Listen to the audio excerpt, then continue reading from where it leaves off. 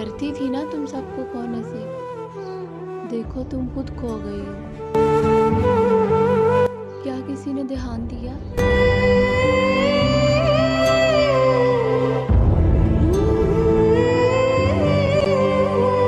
जो लड़कियां बहुत ज़्यादा रोती हैं ना, उनके अंदर ये 4 चीज़ें होती हैं।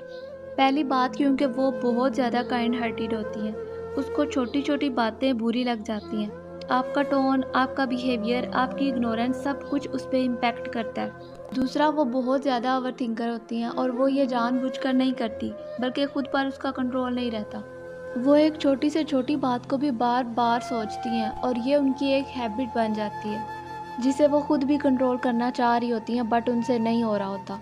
और तीसरा ये कि वो बहुत जल्दी इमोशनली अटैच हो जाती हैं। ऐसी लड़कियां अगर आपको अपना मान लेती हैं, फिर चाहे कोई भी लाइफ में प्रॉब्लम आ जाए, वो कभी भी पीछे नहीं हटती, वो आपके साथ एंड तक रहती हैं। वो हर किसी के सामने नहीं रोती, सिर्फ उस शख्स के सामने रोती हैं जिससे उनको एक्सपेक्टेशंस होती हैं कि हाँ, ये मुझे संभाल लेगा।